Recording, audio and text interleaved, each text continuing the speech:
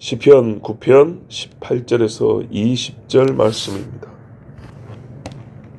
궁핍한 자가 항상 잊어버림을 당하지 아니하며 가난한 자들이 영원히 실망하지 아니하리로다. 여호와여 일어나사 인생으로 승리를 얻지 못하게 하시며 이방 나라들이 주 앞에서 심판을 받게 하소서. 여호와여 그들을 두렵게 하시며 이방 나라들이 자기는 인생일 뿐인 줄 알게 하소서. 아멘. 궁핍한 자가 궁핍을 벗어날 가능성은 매우 적습니다.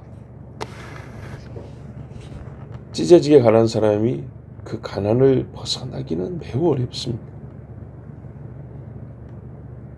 벗어난 사람의 수가 적지 아니한데 전체 그 궁핍한 자를 놓고 보면 얼마 안 됩니다.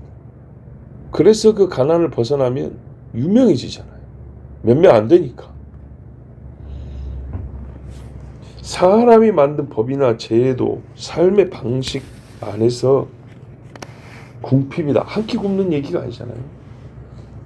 우리 한국식으로 찢어지게 가난한 자가 그 가난을 벗어난다. 어렵습니다.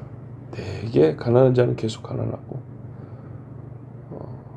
핍절에 핍절이 이어지고 그렇게 됩니다. 그런데 성경에 항상 잊어버림을 당하지 아니한다. 그러니까요. 이런 표현은 되게 잊어버려진다 그 말입니다. 궁핍한 집은. 가난한 자들이 영원히 실망하지 아니한다. 인간의 법 안에서는요. 영원히 실망할 수밖에 없다는 얘기 아니겠습니까? 누가 이걸 이해해 주냐 벗어나게 하냐 할 때 여호와가 계셨어. 예.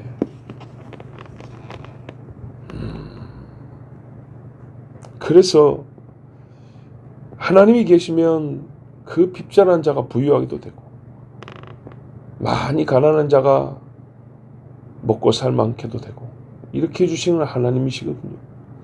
그런데 여기 이제 표현을 보니까 항상 내지는 영원이라는 표현을 보면 이게 이 땅에서만의 이야기를 하고자 하는 건 아니란 걸 알 수 있어요. 즉 땅에서 혹 삶의 질이 나아지는 법이 간혹 있고 그러나 그보다 더 많은 비율로 확률로 하늘의 법에 따라서 가난을 벗어난 일이 있다. 그 말입니다. 자, 가난하면 무조건 죽어서 부유하고 궁핍하면 무조건 뭐 죽어서는 배부르다. 뭐 기독교는 그런 종교냐? 그거 아니죠. 근데 우리가 현실에서 보면 가난한 자가 영혼 구원에 대하여 부자보다 관심이 더 많습니다. 더 갈급하고요. 겸손한 마음으로 듣습니다. 사람이 부유하면 매사에 교만기가 많아지고요. 가난하면 요즘에 너무 고급스럽게 표현을 써요. 뭐 자존감이 낮아진다 그러는데 예. 그래서 그래요. 안 교만해진다는 거예요. 교만할 거리가 없어가지고 사실 그만큼 이익인 겁니다. 영적으로는. 겸손한 마음으로 듣습니다. 그러면 이런 말이에요. 가난하니까 현실 타파의 목적으로 종교를 가는 거죠. 그 종교 중에 죽어서 제일 좋은 걸 얘기하는 종교 기독교로 가는 거지. 이렇게 얘기하거든요. 맞습니다. 바로 그겁니다. 바로 그거라고. 그런 생각조차도 부자들은 못한다 이 말입니다. 가난하니까 하는 거죠. 배부름이 주는 게으름, 자만, 이 욕구 축적이 주는 영적인 일에 대한 무관심, 사람 오면 쓸데없는 비계덩어리들, 그게 재해진다는 거, 그것만 해도 얼마나 큰 유익이냐 이 말이죠. 네. 가난하면 영적 비계가 생길 일이 별로 없어요. 몸도 그렇지만 영어로도 그래요. 바로 그것 때문에 가난을 벗어날 수 있는 가능성이 더 크다고 말입니다. 진리에 대한 관심이 배부르면 적어지는데 배가 고프니까 이 비계가 주는 압박감이 적어지니까 관심도 더 커진다 이 말입니다. 예. 그나마 가난한 자가 얻는 이 기회. 부자들은요, 진짜 고급스러운 이 기회를 얻을 수가 없어요. 예. 가난한 자들은 부자들이 생각하는 것과는 다른 차원의 고급스러운 기회를 얻는데, 가난해가지고 배가 고프고 힘들어서 주여를 부르는데, 사실은 이 주여를 부를 수 있는 기회같이 최고의 인간에게 주어진 기회가 없어요. 부자들은 스스로 이걸 날려버립니다. 되게 그렇습니다. 농담이 아니고요. 우리가 이제 좀 여러 교회를 한꺼번에 보고 여러 교회 직분자들 보잖아요. 농담이 아니고요. 진짜로 큰 교회에서 힘쓰는 장로님들은 다 부자들입니다. 진짜. 미안하지만 우리 교회 장로님들은 큰 교회 하면 장로 되기도 어렵고, 같은 장로라도 거기서 무슨 대접받기 어렵습니다. 이게 현실입니다. 네. 제가 또 소송관계 일 해보니까 소송하고 큰 소리 치는 사람들 다 부자들입니다. 돈 있으니까 그러더라고요. 확실히 가난한 게 좋아요. 정말. 그런데 이 말씀의 맥락상 궁핍한 자와 가난한 자들은 이스라엘을 가리키는 것입니다. 충분합니다. 왜? 앞에 이방 나라가 나오고 뒤에 이방 나라가 나옵니다. 우리 1절부터 17절까지 본 맥락이 그렇고, 19절에 보면은 이 개인적인 부유와 가난을 얘기한 걸 넘어서서 보세요. 인생이라는 것이 나오죠. 모든 사람. 또 이방 나라가 나오죠. 갑자기 부자 가난한 자이다 무슨 이방 나라가 나옵니까? 그러니까 이건 이스라엘로 바꿔서 봐도 됩니다. 실제 여러분, 이스라엘이 부유와 번영의 시간을 보낸 적이 거의 없습니다. 진짜요. 기껏해야 솔로몬 시절이잖아요. 40년. 앞에 다윗이 좀 바탕을 깔아놨지만, 다윗은 바탕을 깐 고난의 시기였죠. 우리나라로 말하면 60, 70년대 고생한 사람들, 부자는 아니잖아요. 나라가. 그죠? 80년대까지만 해도 우리 부자 아니었어요. 부자 소리 좀 듣는 것은 사실 2000년대 들어가지고 이런 소리 듣는 것이지. 자, 얼마 안 되죠? 실제로 얼마 안 돼요. 이제 솔로몬 빼고, 솔로몬만큼 언제죠 그런 때가? 히스기야 때 믿음이 좋았다 그랬지 부자는 아니죠. 요시야 때도 신앙이 뜨거웠던 거지 믿음이 좋은 건 아니죠. 아니 부자는 아니죠. 그렇습니다. 거기다가 손바닥 하는 거 두 조각 나가지고 스테이크도 쪼개놓으면 먹을 거 없는데, 이 좀만한 나라 이거 얼마 안 되죠. 여러분, 전쟁에서 이겼다는 것하고 외세 침입을 막아냈다는 말이 곧 강대국이란 뜻은 아니잖아요. 그죠? 우리나라가 중국의 침입을 막아냈다는 것이 고려가 저기 원나라보다 세다는 얘기는 아니잖아요. 그렇죠? 사실은 그렇죠. 부자란 나라도 아닙니다. 항상 맞았죠, 이스라엘은. 안 죽었던 것이지. 두드러 맞고 안 죽었던 것이지. 근데 하나님이요, 바로 이겁니다. 매번 조공을 바쳐야 정사일 것처럼 보인 나라가 조공을 받게도 해주셨다는 거예요. 얼마나 이거 대단한 일입니까? 이스라엘은요, 다른 나라는 해내지 못한 제국과 싸워 이긴 적이 있는 나라예요. 아수르와 바벨론이 이스라엘까지 올 때 진 적이 없어요. 근데 이스라엘한테만 졌다니까요. 그러나 이게 중요한 거예요. 졌다고 해서 아수르가 그 한 번 전투로 약소국이 됐다거나 이스라엘이 아수르 같은 대제국이 됐다거나 이런 말은 아니라 이 말입니다. 그 가난하고 약한 나라를 하나님이 도와준 거지. 살려준 거지. 지금도 그래요, 사실. 그것이 바로 다른 나라가 해내지 못한 거였어요. 제국과 싸워 이겼다고 해서 잘 보세요. 이스라엘이 제국이 되지는 아니하였어요. 하나님의 나라로서 이 땅에 하나님의 살아계심을 나타내 보이는 나라로서 이스라엘은 제국이 될 필요는 없었어요. 그러나 제국을 이기는 나라는 되어야 했어요. 어떻게 이기냐? 다른 인간적인 방법이 아니라 하나님께 기도하여 하나님의 손이 그들을 구원의 내심으로 이기는 나라. 그래서 하나님의 손이 보이게 하는 나라가 되어야 되는 거예요. 제국이 되어버리면 어떻게 하냐? 하나님의 손 없이 지가 산다 그래요. 그래서 지금 여러분 전쟁도 유심히 봐야 되는 겁니다. 도란프가 뭡니까? 세상에 악의 축이라고 또는 악한 독재자가 있는 나라를 손을 봐주고 있죠. 그 악인들은 자기 맷값을 받는 겁니다. 그런데 사단은 그 약간 좋게 보이는 일로 만족하냐? 아닙니다. 이 일이 되면 어떻게 벌어지냐? 자, 전에도 말씀 분명히 드렸어요.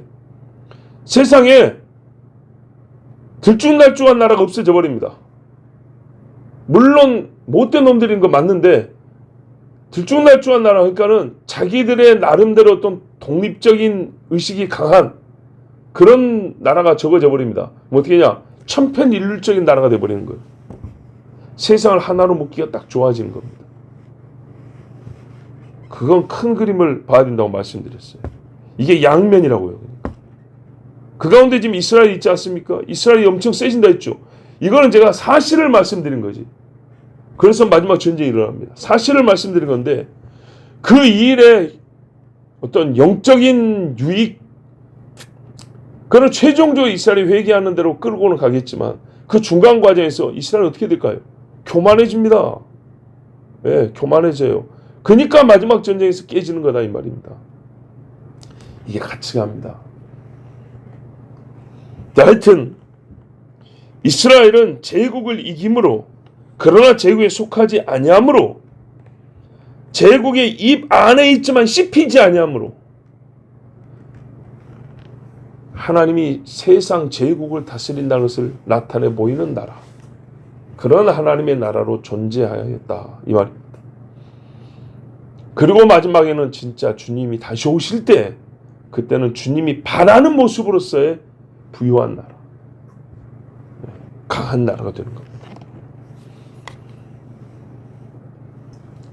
자, 여러분, 그 먼 데까지 우리가 이제 바라는 보고 있지만 일단은 궁핍한 자가 항상 잊어버림을 당하지 아니하고 가난한 자가 영원히 실망하지 아니하다. 여러분, 이 일을 실제로 경험해봤어요. 다윗이 사사 시대 마지막에 태어나가지고 하나님이 왕정을 세우는데 나라가 세워지는 것 그리고 솔로몬이 성전 세울 것까지 알고 죽었지 않습니까? 이 과정을 볼 때 다윗은 보고 싶었죠. 경험하고 싶었죠. 예. 그래서요. 그 일을 경험하고 또 바라보는 자라면 나 같아도 19절처럼 말하겠어요.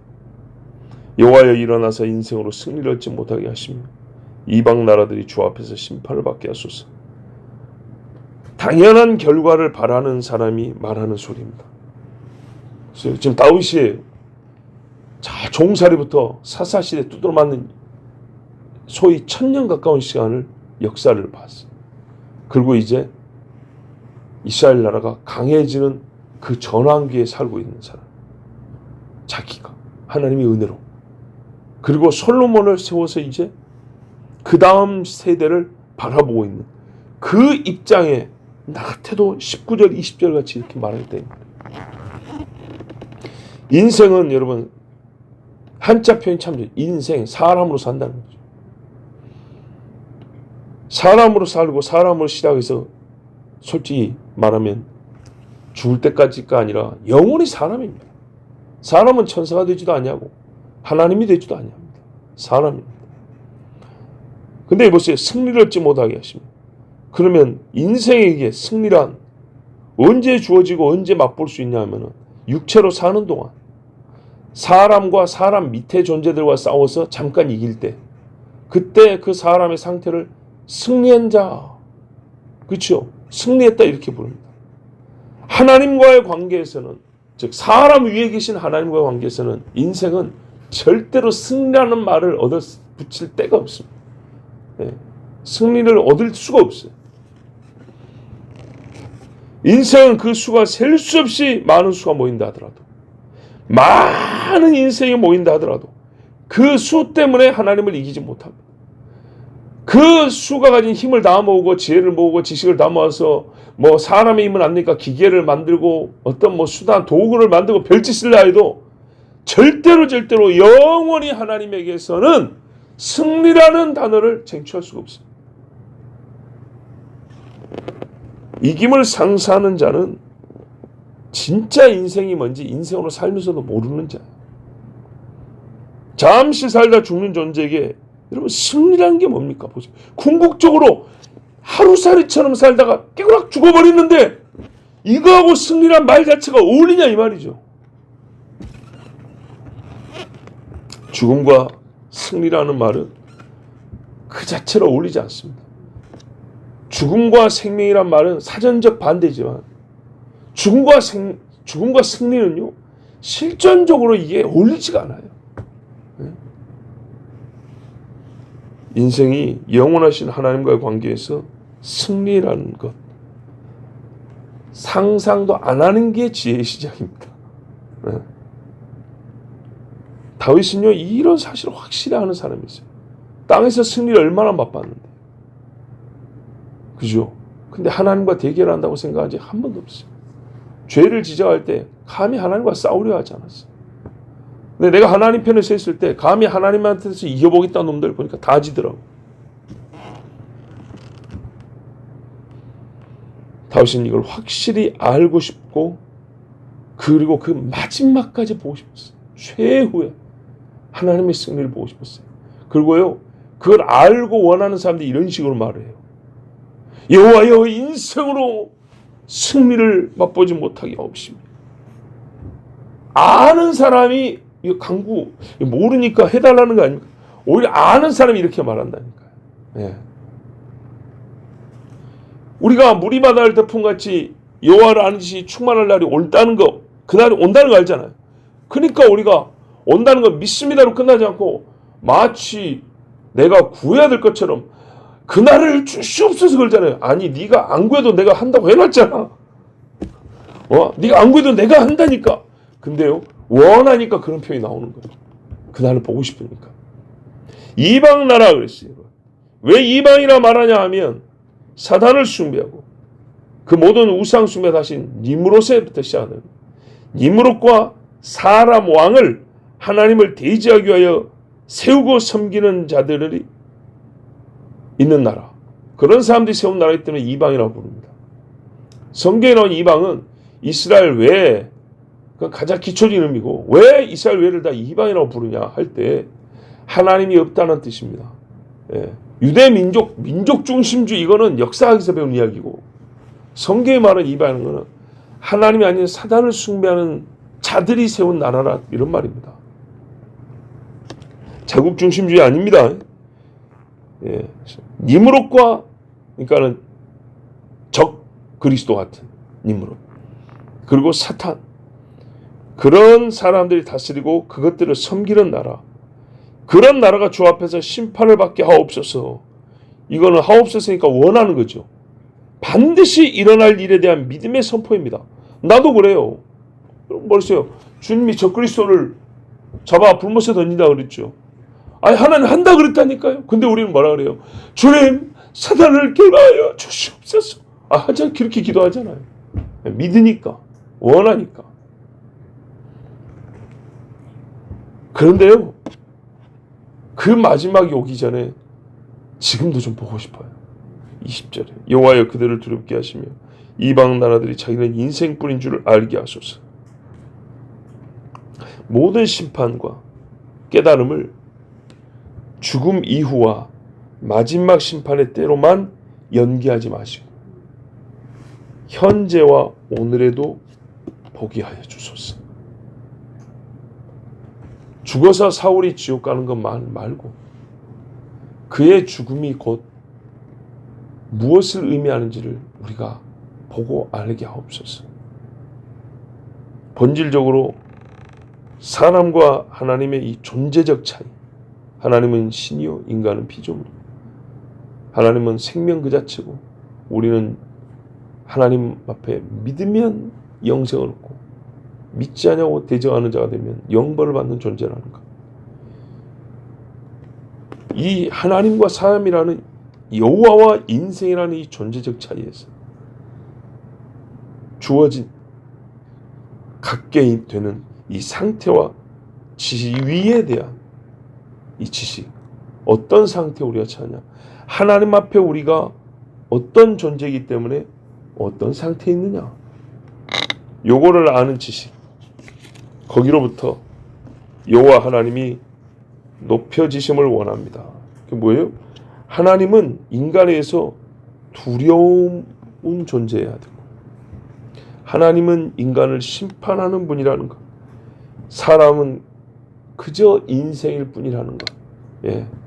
이것을 알림으로 말미암아 하나님의 이름이 높아지기를 원합니다. 지금도 그걸 보고 싶습니다. 지금도. 그렇죠, 여러분.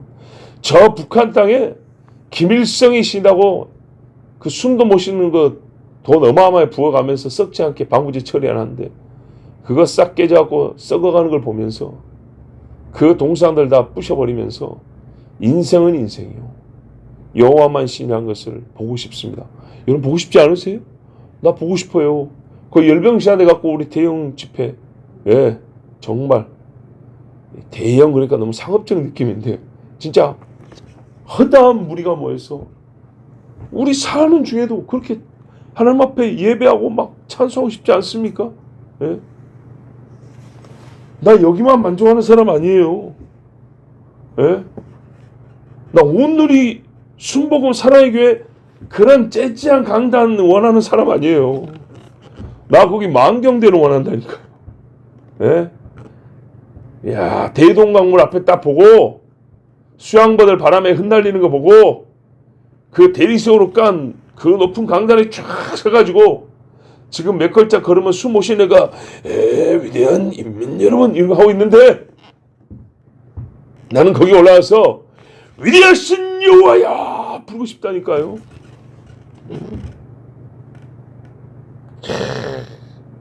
이름으로써 주의 백성은 기쁨을 얻고요. 20절로 말미암아 담대함을 얻고요. 또 죄인은 회개할 기회를 얻습니다. 하나님이 자기를 두려워할 이로 나타내실 때 인생이 자기는 인생이구나 이걸 깨달을 때 하나님은 큰 영광을 거두십니다. 이 죄인들로부터 올려지는 영광이 정말 내 사는 중에도 크게 높여 올라가는 걸 보고 싶습니다. 이게 다윗의 바람입니다. 여러분도 같은 마음이시죠? 예. 제가 이제 한 말씀 더 드릴 건데 여기까지 은혜를 받았는데 혹시 또 은혜가 떨어질지 모르는 그런 말이 될지도 모르지만 정말 솔직한 심정으로 한마디 나오면 요 20절 같은 말은 말입니다. 실제 경험한 사람, 진짜 악인에 의해서 사망과 한 걸음 가까이 가본 적이 있는 사람이라면 악인들이 자기 꾀에 무너지고 자기 말로 부끄러움을 당하고 자기 악으로 머리가 숙여지고 무릎이 꿇어지는 것을 보는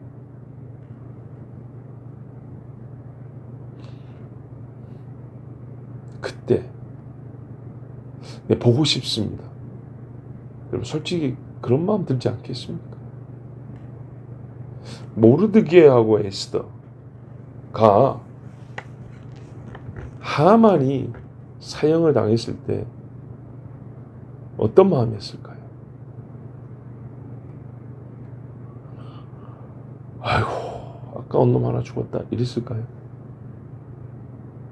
모르드게는 남자니까 하하 이러고 에스더는 여자니까 내가 너무 나쁜 짓을 했나 그랬을까요? 그러지 않았겠죠. 감정으로 말하면 기쁘지 않았을까요? 잠언 11장 10절에 의인이 형통하면 성읍이 즐거워하고 악인이 패망하면 기뻐 외치느니라. 맞죠?